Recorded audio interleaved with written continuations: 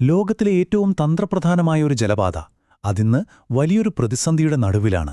ലോകവ്യാപാരത്തിന്റെ തന്നെ ഗതി നിർണ്ണയിക്കുന്ന, എന്നാൽ ഇപ്പോൾ സംഘർഷങ്ങളുടെ നിഴലിലായിരിക്കുന്ന ബാബൽ മണ്ഡപ് കടലിടുക്കിനെക്കുറിച്ചാണ് നമ്മളിന്ന് വിശദമായി സംസാരിക്കാൻ പോകുന്നത്. എന്തുകൊണ്ടാണ് ഈ ചെറിയൊരു കടലിടുക്ക് ലോകത്തെ മുഴുവൻ ഇത്രയധികം ആശങ്കയിലാഴ്ത്തുന്നത്? നമുക്ക് നോക്കാം. ഈ കടലിടുക്കിന്റെ പേരിന് വളരെ വിചിത്രമായൊരർത്ഥമുണ്ട്. കണ്ണുനീരിന്റെ കവാടം. എന്തുകൊണ്ടാണിതിനിങ്ങനെ ഒരു പേര് വന്നത്? ഇന്നത്തെ സാഹചര്യങ്ങളുമായി ആ പേരിന് എന്തെങ്കിലും ബന്ധമുണ്ടോ? നമുക്ക് പരിശോധിക്കാം. അറബിയിൽ ബാബ് അൽ മന്ദബ് എന്നു പറഞ്ഞാൽ കണ്ണുനീരിന്റെ കവാടം അല്ലെങ്കിൽ ദുഃഖത്തിന്റെ കവാടം എന്നൊക്കെയാണർത്ഥം. പണ്ടുകാലത്ത് ഇവിടത്തെ ശക്തമായ ജലപ്രവാഹങ്ങളും കടൽക്കൊള്ളക്കാരുടെ ശല്യവും കാരണം ഇതുവഴിയുള്ള യാത്ര ഒരു പേടിസ്വപ്നമായിരുന്നു. നാവികരുടെയെല്ലാം കണ്ണുനീരിന് കാരണമായ ഒരു വഴി. ഇന്ന് ആ പഴയ പേര് വീണ്ടും അന്വർത്ഥമാവുകയാണ്. പക്ഷേ കാരണം കടൽക്കൊള്ളക്കാരല്ല, ആധുനിക കാലത്തെ സംഘർഷങ്ങളാണെന്ന് മാത്രം. അപ്പോ ഇതാണ് നമ്മുടെ മുന്നിലുള്ള ഏറ്റവും പ്രധാനപ്പെട്ട ചോദ്യം. ആയിരക്കണക്കിന് വർഷങ്ങളുടെ ചരിത്രമുള്ള ഈയൊരു പുരാതന ജലപാത എങ്ങനെയാണ് ഇന്ന് നമ്മൾ ജീവിക്കുന്ന ഈ ലോകത്ത് ഇത്ര വലിയൊരു പ്രതിസന്ധിക്ക് കാരണമാകുന്നത്? ഈ പ്രതിസന്ധിയുടെ ആഴം ശരിക്കും മനസ്സിലാക്കണമെങ്കിൽ ആദ്യം നമ്മളിതിന്റെ പ്രാധാന്യം അറിയണം. ഇതൊരു വെറും കടലിടുക്കല്ല. ശരിക്കും പറഞ്ഞാൽ ലോകവ്യാപാരത്തിന്റെ ഒരു പ്രധാനപ്പെട്ട ഞരമ്പാണ്, ഒരു ധമനിയാണ്. ഇതിന്റെ ചരിത്രത്തിലേക്ക് ഒന്ന് നോക്കിയാലോ. പണ്ടൊക്കെ ഇതൊരു പേടി സ്വപ്നമായിരുന്നു, അപകടം പിടിച്ച ഒരു വഴി. പക്ഷേ 1869 ഒരു സംഭവം നടന്നു. സൂയസ് കനാൽ തുറന്നു. അതോടുകൂടി കഥയാകെ മാറി. യൂറോപ്പിൽ നിന്ന് ഏഷ്യയിലേക്കുള്ള ഏറ്റവും എളുപ്പമുള്ള വഴിയായി ഇത് മാറി. പിന്നീട് 1973 അറബ്-ഇസ്രായേൽ യുദ്ധസമയത്ത് ഈ വഴി അടച്ചപ്പോൾ ലോകം ശരിക്കും ഞെട്ടിപ്പോയി. അന്ന് എല്ലാവർക്കും മനസ്സിലായി, ഈ ചെറിയൊരു ജലപാത അടഞ്ഞാൽ ആഗോള സമ്പദ്വ്യവസ്ഥ തന്നെ താളം തെറ്റുമെന്ന്. ഇനി കണക്കുകൾ കേട്ടാൽ നിങ്ങൾ ശരിക്കും അതിശയിക്കും. ലോകത്തിലെ കടൽ വഴിയുള്ള എണ്ണ വ്യാപാരത്തിന്റെ 12%, കണ്ടെയ്നർ ഷിപ്പിംഗോ അത് 20%-ൽ കൂടുതൽ. ഇതെല്ലാം കടന്നുപോകുന്നത് ഈ ഇടുങ്ങിയ വഴിയിലൂടെയാണ്. ഇത് വെറുമൊരു വഴിയല്ല, ലോക സമ്പദ്വ്യവസ്ഥയുടെ ഹൃദയമിടിപ്പാണ്. അപ്പോ കപ്പൽ കമ്പനികൾക്ക് എന്തിനാണ് ഇത്ര നിർബന്ധം ഈ വഴി തന്നെ വേണമെന്ന്? സംഭവം സിമ്പിളാണ്. ഈ വഴി പോയാൽ യൂറോപ്പിൽ നിന്ന് ഏഷ്യയിലേക്ക് നേരെ എത്താം, ഒരു ഷോർട്ട് കട്ട്. ഇനി അതല്ല, ആഫ്രിക്കയൊക്കെ ചുറ്റി വരാമെന്ന് വെച്ചാലോ, ചുരുങ്ങിയത് 10 മുതൽ 14 ദിവസം വരെ അധികമെടുക്കും. ഇന്ധനച്ചെലവ് പിന്നെ പറയുകയേ വേണ്ട, ഭീമമായ നഷ്ടമായിരിക്കും.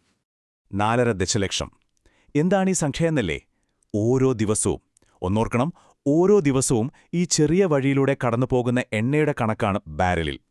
ഇതിൽ നിന്ന് ഊഹിക്കാമല്ലോ ആഗോള ഊർജ്ജ സുരക്ഷയിൽ ഇതിന്റെ പ്രാധാന്യം എത്രത്തോളമുണ്ടെന്ന്. ഓക്കെ, അപ്പോൾ ഇതിന്റെ പ്രാധാന്യം നമുക്ക് മനസ്സിലായി. ഇനി നമുക്ക് കാര്യത്തിലേക്ക് വരാം. ഇന്നത്തെ സംഘർഷം, യമനിലെ ആഭ്യന്തര യുദ്ധം, ഈ മേഖലയെ ഒരു നിഴൽ യുദ്ധത്തിന്റെ, അതായത് ഒരു പ്രോക്സി വാറിന്റെ കേന്ദ്രമാക്കി മാറ്റിയിരിക്കുകയാണ്. ആരാണിതിനു പിന്നിൽ? അവരുടെ ലക്ഷ്യങ്ങളെന്തൊക്കെയാണ്? യമനിലെ അവസ്ഥ ശരിക്കും പറഞ്ഞാൽ 2 ചേരികളായിട്ടാണ്. ഒരു വശത്ത് ഹൂതി വിമതർ. യമന്റെ പടിഞ്ഞാറൻ തീരം അവരുടെ നിയന്ത്രണത്തിലാണ്. അവർക്ക് പിന്നിൽ ഇറാനാണ്. അവരാണ് ഈ കപ്പലുകളെയൊക്കെ മിസൈലും ഡ്രോണുമൊക്കെ ഉപയോഗിച്ച് ആക്രമിക്കുന്നത്. മറുവശത്ത് ലോകം അംഗീകരിച്ച യമൻ സർക്കാർ. അവർക്ക് അമേരിക്കയുടെയും സൗദിയുടെയും പിന്തുണയുണ്ട്. അപ്പോൾ സംഗതി യമനിലെ ഒരു പ്രാദേശിക പ്രശ്നം മാത്രമല്ല, ഇറാനും അമേരിക്കൻ സൗദി സഖ്യവും തമ്മിലുള്ളൊരു പരോക്ഷ യുദ്ധമാണിവിടെ നടക്കുന്നത്. ഇവിടെ ഇറാന്റെ തന്ത്രം വളരെ വ്യക്തമാണ്. അവർ നേരിട്ട് കളത്തിലിറങ്ങുന്നില്ല, പകരം ഹൂതികളെ ഒരു മറയാക്കി ഉപയോഗിക്കുന്നു. ഇതുകൊണ്ട് അവർക്ക് പല ഗുണങ്ങളുണ്ട്.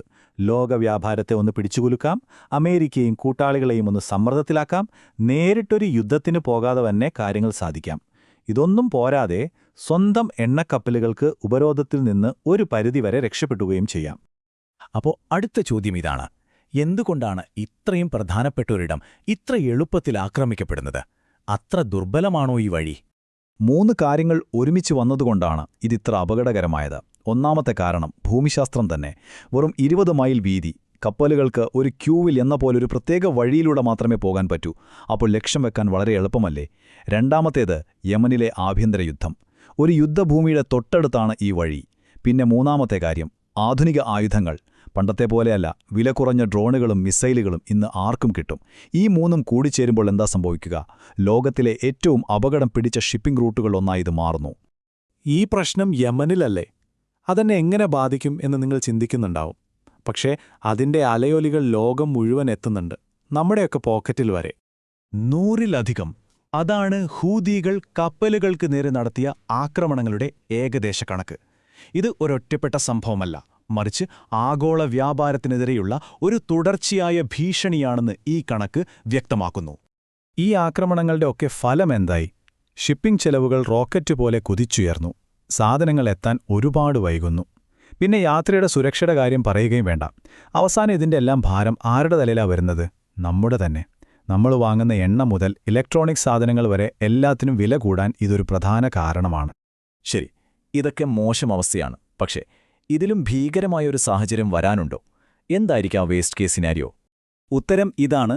ലോകത്തിലെ എണ്ണവ്യാപാരത്തിന്റെ 2 പ്രധാന കഴുത്തുകൾ ഒരേ സമയം ഞെരുക്കപ്പെടുന്നത്. ഒന്ന്, നമ്മളിപ്പോൾ സംസാരിക്കുന്ന ബാബ് അൽ മന്ദബ്. 2, ഇറാന്റെ കയ്യിലിരിക്കുന്ന ഹോർമൂസ് കടലിടുക്ക്. ഇത് രണ്ടും ഒരുമിച്ചടഞ്ഞാൽ പിന്നെ പറയണ്ട, ഒരു ആഗോള ഊർജ്ജ പ്രതിസന്ധി ഉറപ്പാണ്. അപ്പം മുന്നോട്ട് എന്തൊക്കെ സംഭവിക്കാം?